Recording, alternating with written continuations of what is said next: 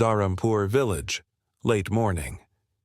The rain had slowed to a cold drizzle, soft enough to blur the edges of the road but not enough to wash away what lay in front of the bakery.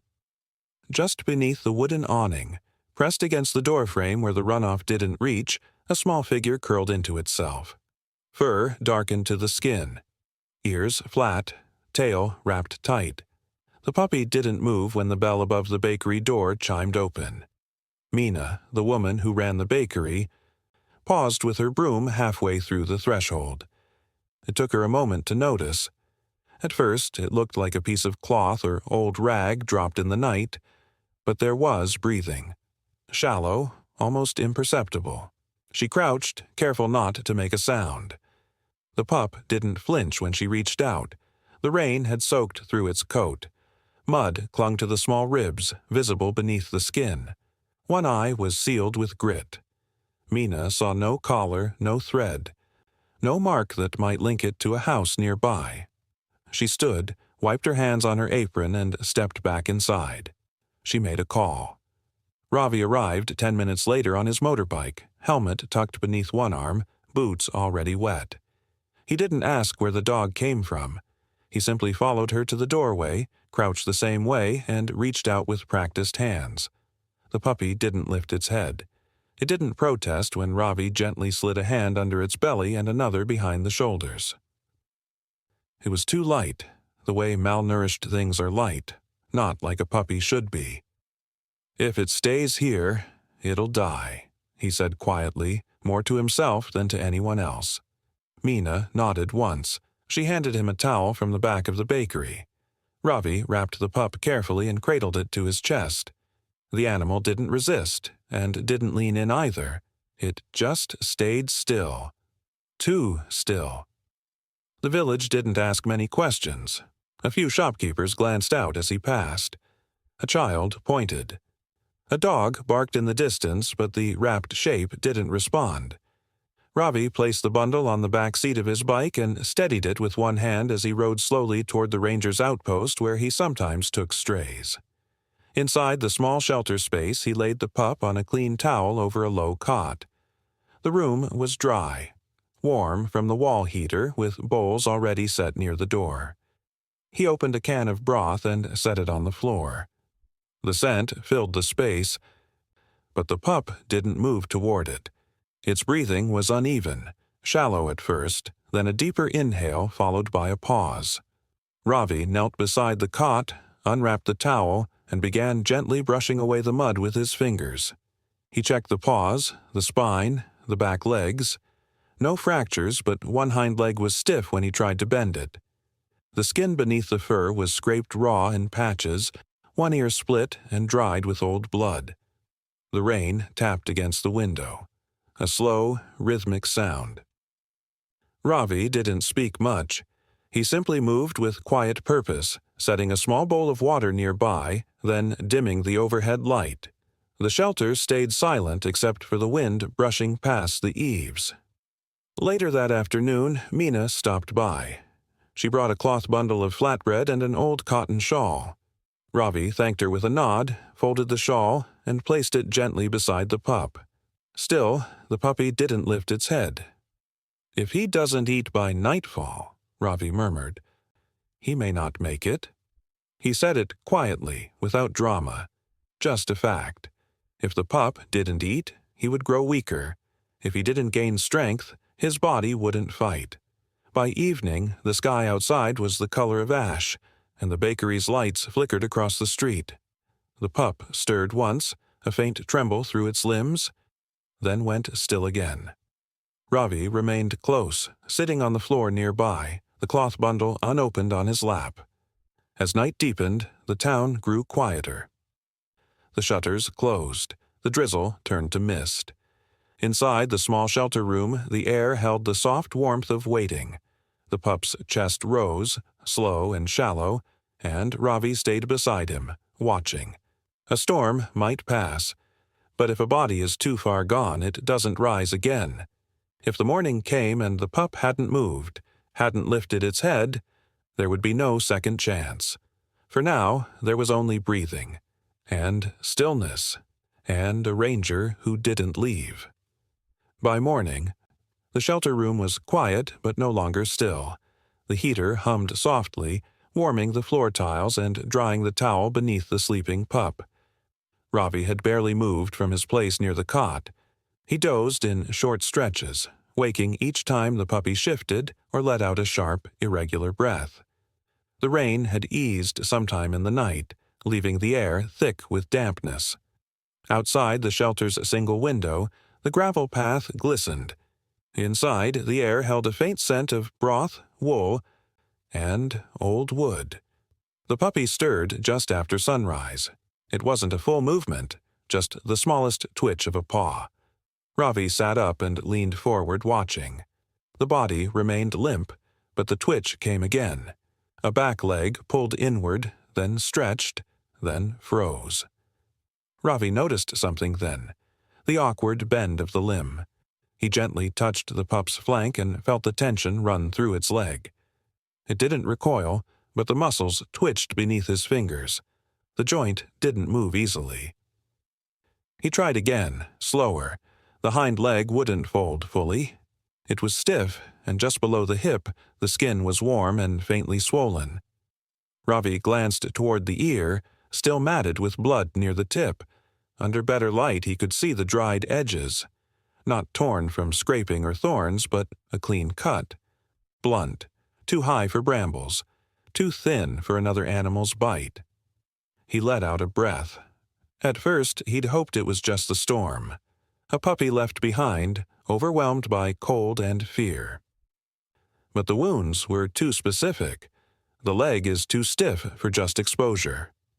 He fetched a basin of warm water and a soft cloth, sitting on the floor beside the cot again. He worked slowly, dabbing the mud from the ear, then wiping the fur around the spine. The puppy didn't wake. As he reached under the front legs, he paused. Along the ribs, a faint indentation, as if from something wrapped tightly, too tightly. Maybe twine, maybe a strap. The marks weren't deep, but they were there. Not from the street, from before. Ravi's voice barely reached above a whisper. "Not just cold, is it?" The pup didn't respond, but his breathing had steadied slightly. Not deep, but more regular now. Ravi laid the cloth across its flank and stood. He filled a syringe with a mild pain reliever and knelt again. He didn't rush. The injection was quick, nearly painless. The pup flinched once, then settled. If he was right, there had been restraint, and not from care. Someone had bound this dog. Someone had clipped its ear. The hind leg showed signs of a pulled muscle or worse, not from falling, but from force. There were too many cases like this, even in small towns like Dharampur. Abandoned pups, baited ones. Some were taken from their mothers too early, some used for things too ugly to speak of in the daylight. Ravi stepped outside briefly, letting the misted air brush across his face. Meena was just opening the bakery. She spotted him and raised a hand. He returned it silently. No need to speak yet. Inside, the pup hadn't moved, but its body was a fraction less tense. That was something. A beginning. He called his assistant, Reena, who arrived before noon. She was younger, sharp-eyed, quiet in her movements. Ravi explained what he'd seen: the ear, the ribs, the leg. "He'll need care," Reena said softly. "Not just food, long care." They set up a feeding schedule, carefully measured. Dilute goat's milk first, then a light broth. For now, just moisture. The stomach was likely empty, fragile. They didn't name the pup yet. Ravi didn't believe in naming too early. Some didn't make it. Some stayed a week. Some only a night. But by the time the sun hit the far corner of the shelter, the puppy moved again. A tremble in the paw. A breath that caught. Then, for the first time, his eyes opened, just barely. Ravi sat again on the floor. "It's okay, little one," he said, voice low, slow. "You're safe now." The pup's gaze didn't settle. It drifted past him, unfocused, not fully awake, but it was something. A sign. If the injuries were deep, they would know the next day. If infection had taken root, the signs would show by dusk. If there was damage to the spine, it would reveal itself when the pup tried to stand. Everything rested for the next 24 hours. If he responded to care, there was a chance. If not, there would be only stillness again. But the way his paw twitched now, not from cold, but memory or instinct, gave Ravi the smallest reason to wait. By the third morning, the shelter room had taken on the scent of slow healing, damp fur, boiled rice, and antiseptic. The pup had begun to stir more often now, though his movements were limited. The hind leg remained stiff, and his posture stayed hunched, as if still bracing for cold or pain. But his eyes opened without flinching, and when Ravi entered with the morning cloth and bowl, the pup's head turned slightly in his direction. It was just after breakfast when the sound came again. Not a bark or growl, but a soft, uncertain cry. The pup lay on his side, head lifted only an inch from the folded towel. The sound was barely louder than the hum of the heater, but it didn't stop. A steady whimper, thin, stretching between breaths. Not pain, not hunger, something else. Ravi crouched beside the cot, watching closely. The pup wasn't looking at him. His eyes were fixed toward the door, the wooden one that stayed shut against the breeze. Ravi opened it slowly. The pup didn't stop crying. Outside, the air had turned dry. Clouds hung low but didn't touch the hills, and the village moved with the quiet pace of a weekday morning. Ravi stepped into the lane, crossed slowly toward the bakery. He hadn't been back since the night they found the dog. The bakery's windows were open. Bread cooled on the rack beside the sill. Mina swept flour off the steps, nodding to him as he approached. "He's still alive?" she asked gently. Ravi nodded. Stronger, but he started crying again. She paused. "Crying. Soft," he said. "Not pain, like he's calling for something." They stood in silence for a moment. Then Mina nodded toward the end of the street. "Kid's been walking past since yesterday," she said. "Red sweater, doesn't speak, just walks down, turns at the lamppost, then walks back." Ravi followed her gaze. Sure enough, a small figure rounded the bend near the far end of the village. Short frame, dusty shoes, red sweater too large in the sleeves. The child kept his head down, hands deep in his pockets. As he neared the bakery, he slowed, glanced once at the door, then kept walking. He didn't stop or speak, just turned again at the post and walked back the way he came. Ravi watched him disappear, then looked down at the step where the pup had been lying days ago. Same spot, same corner. That strange stillness that hadn't felt quite right from the beginning. Back at the shelter, the pup was still crying. Softer now, but insistent. His head moved side to side as if searching. Rena had arrived and sat beside him, gently stroking the uninjured ear. She didn't speak. She just watched him breathe.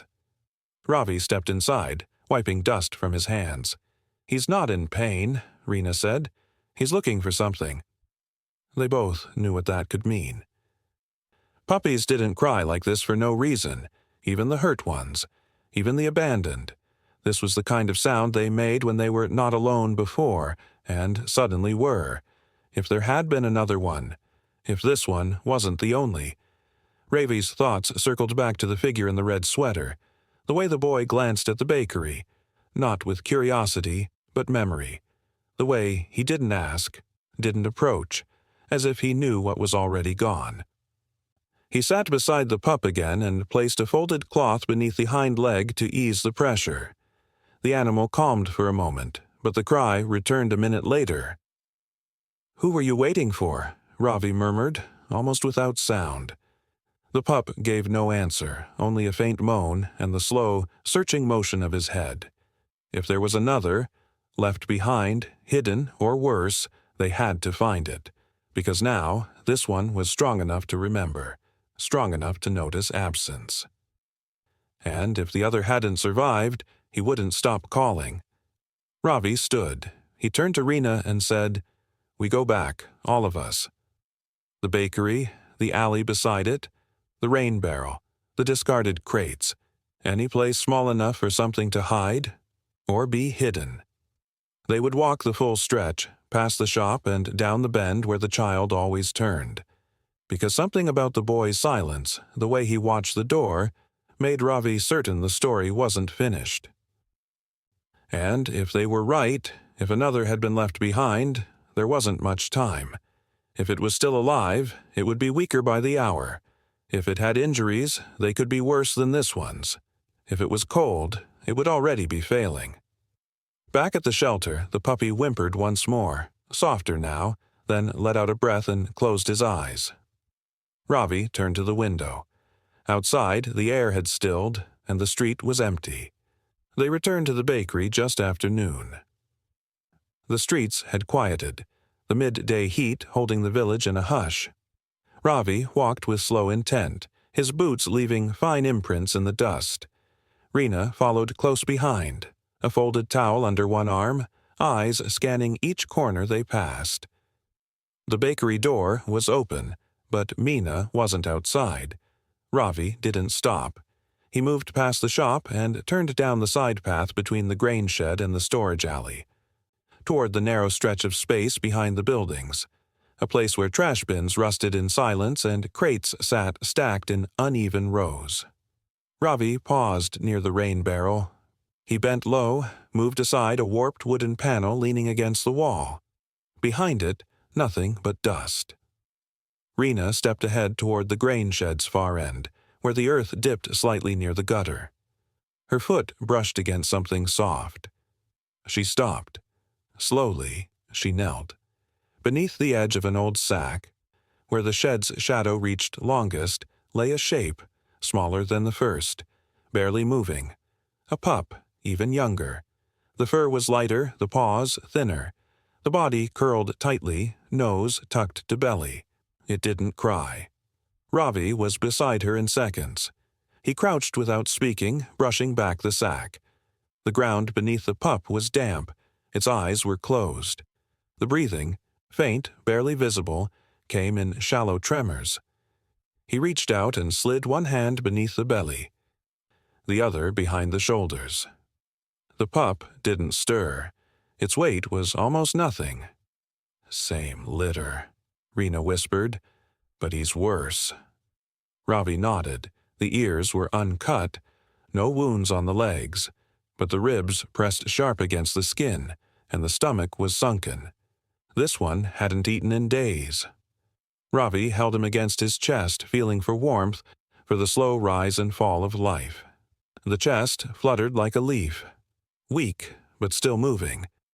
"If we'd come tomorrow—" Rena didn't finish. They returned to the shelter in silence. The towel was spread on Ravi's lap as he rode. The smaller pup barely moved. Its breath warmed the fabric in tiny bursts. Inside, the first puppy lifted its head as they entered. The whimper came again, sharp, reaching. Ravi moved quickly, setting the second pup down on the folded shawl beside the cot. He watched the first pup shift, his body unsteady but alert. He dragged himself forward, weak leg trailing until his nose touched the smaller one. Then he stilled. No sound, no growl, just a long exhale. His paw moved across the towel and rested lightly on the other's back. A single, slow press. Then stillness again. Rena brought a warmed bottle. Ravi held the younger pup upright, gently coaxing drops against his lips. A few were swallowed. Most slid down the chin. But it was something. The first pup stayed close, his nose tucked to the side of the other's shoulder. When Ravi set the bottle down, he saw that the older one hadn't moved his paw. The hours passed in near silence. Ravi and Rena alternated care. The pups were kept close, covered, fed in small portions. They monitored breathing, checked for fever, massaged limbs to ease stiffness. If the second didn't respond within the day, they would lose him. His temperature was low, and the reflexes were minimal. If he slipped further, there would be no turning back. But he had lived this long, alone in the cold, under a sack behind the grain shed. Some instinct had kept him quiet. Some bond had kept the other one calling. By early evening, the wind stirred outside, lifting the corner of the curtain. A cooler breeze moved through the room. The first pup lifted his head again and let out a breathless whine. Not loud, not afraid, just steady. Ravi watched as the smaller pup's front paw twitched. A single movement. Then his eyes flickered once. Rena reached for the bottle again. "We try once more." Ravi nodded. "He's still here." As they fed him, slowly, carefully, the older pup shifted closer. He didn't sleep. He just kept that single paw in place. There were no guarantees. Not yet. If the night turned cold, the second pup could slip away again. If infection set in, there would be little they could do. But for now, there were two. Breathing, touching, quiet. And for the first time, the shelter felt not like a place of rescue, but of return. The night passed without incident. No sudden gasps, no sharp drops in breath. Just the quiet rhythm of two small bodies curled beside one another, sharing warmth that neither had on their own. Ravi stayed nearby, moving between his cot and the low table, logging each feeding, each twitch of a limb. Rena came before dawn. She carried fresh broth, gauze, and two clothes warmed by the stove. The older pup had improved first, slowly, cautiously. The stiffness in his hind leg remained. But he'd begun dragging himself forward in short, curved motions, crawling first, then limping a little, always toward the other. His strength returned in pulses, not leaps, a half step, a blink, a deeper breath. They no longer cried, not through the night, not in the early morning hours. The younger one had remained still, chest rising with effort, eyes closed. But the crying, that soft, searching call that had filled the shelter for 2 days, was gone. The silence carried its own weight. Ravi knew not to mistake it for healing. Sometimes stillness was the warning, but something in the pup's posture had changed. The legs, once curled tight to the belly, were looser now. One ear flicked once in response to a sound. A response, even subtle, meant the body had not given up. Outside, the air turned cool and golden. The sun began lifting behind the hills, casting long amber stripes across the floor of the shelter. Rena knelt near the cot, replacing the towel beneath the younger pup, folding it carefully under his chest to ease the breathing. "His color's better," she said quietly. Ravi nodded. He was watching the older pup, the way he stood now, just barely on all fours. The hind leg wobbled, but he stayed upright. A minute passed, then 2. The older pup took one slow step toward the bowl of water. It wasn't far, less than a meter, but for a body that had been folded in on itself just days ago, it might as well have been a mile. He reached the bowl, dipped his nose, and lapped twice. Then he turned. Not to lie down, but to limp back toward the cot. His movements were deliberate, his head low but steady. He stopped beside the smaller pup and lowered himself. Front legs folding first, back legs following with effort. He waited. Ravi watched the pair in silence. The heater clicked as it adjusted, a small mechanical sigh that echoed against the tile. Outside, a bird trilled once. Then came the moment. The younger pup moved, not the reflexive twitch of a paw, not the sharp breath of discomfort, but the slow, coordinated lift of his head. His eyes opened fully, focused, unblinking, and the older pup didn't move. He stayed beside him, paw resting lightly against the shoulder, breath even, watching. For the first time since either had been found, there was no crying, no sound at all, only breathing. The younger pup blinked slowly. His nose twitched. Rena moved closer, setting the small bowl of broth nearby, her steps quiet on the stone floor. She didn't reach for him. She just waited. The pup's head dipped toward the bowl, but not far. Then it rested again on the towel. A test of movement. But the intention had been clear. He had looked. He had seen. Ravi sat down beside them, one hand resting lightly on the edge of the cot. "You're here," he said softly, as if saying it out loud might help them believe it. The older pup's body was relaxed now. His breathing matched the rhythm of the smaller one, 2 chests rising, slow and even. No trembling, no effort. Later that morning, Ravi stepped outside. The sun had lifted fully now. Shadows pulled back across the hills, revealing the slope of the road leading out of the village. He stood for a while, then went to the bakery. Mina handed him 2 wrapped cloths without a word. Fresh flatbread, torn into small pieces, and a thin bone broth sealed in a jar. He thanked her. She nodded once, her eyes soft but quiet. When he returned, Rena had placed the pups side by side, wrapped loosely in the old cotton shawl. They weren't asleep, but resting, awake in stillness. There was still risk. The smaller one would need days before solid food. His legs might remain weak, and the older pup, though walking now, would need care for the injury to heal fully. Infection could still take root. Fevers could return. But for now, the worst had passed. The cot no longer held a silent body and a crying one. It held 2 pups, breathing side by side. Ravi exhaled slowly and knelt beside them.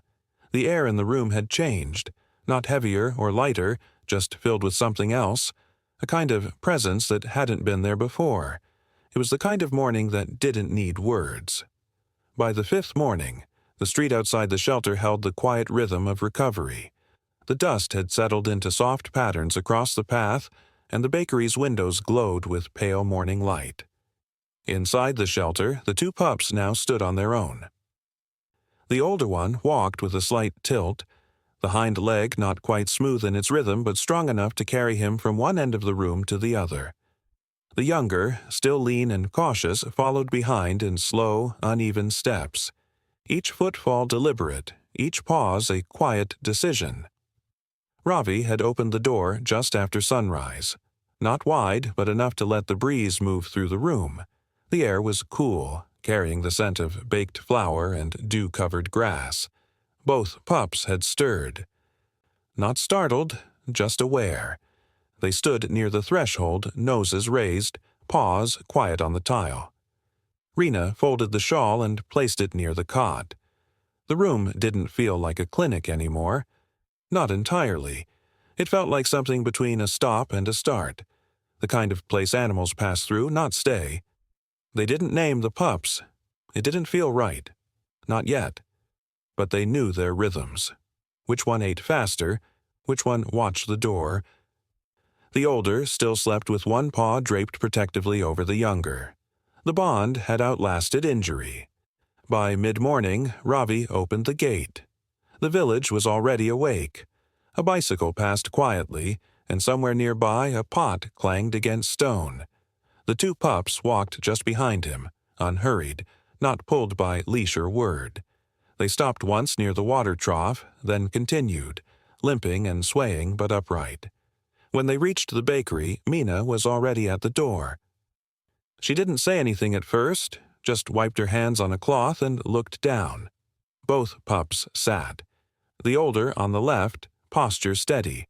The younger leaned against him, slightly off-center, head tilted toward the door. Mina stepped back inside and returned a moment later with a small bundle wrapped in cotton. She knelt slowly, laying it on the step.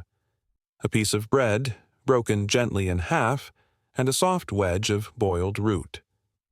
She looked at Ravi briefly, then down again. "They came back on their own?" He nodded. "Walked all the way." She didn't reach out. She just set the cloth down and stood quietly, her hand resting on the wooden frame. A few meters away, near the edge of the road, the child in the red sweater stood watching. The same boy, silent, still too thin for the sleeves he wore. He didn't speak, but he stepped closer, slowly, until he sat near the edge of the bakery steps. Neither pup moved. They only looked at him. The older one tilted his head slightly. The younger blinked once, then lay down, the edge of his paw just brushing the boy's shoe. The boy didn't reach for them. He didn't speak. He just sat. Mina went inside. Ravi stayed a moment longer, then turned back toward the shelter. He didn't look over his shoulder. There was no need. By midday, the bread was gone. The cloth sat empty on the step. The boy remained seated, eyes on the space in front of him. The pups lay curled beside him, not pressed close, just near enough to feel what they needed. There were no leashes, no collars, no names spoken aloud, but nothing was missing. The sun stretched across the village roofs, and the shade on the bakery step softened to gold. A wind passed through the lane, light enough to lift dust, soft enough to rustle the red sleeve of the boy's sweater. The pups didn't cry. They only breathed.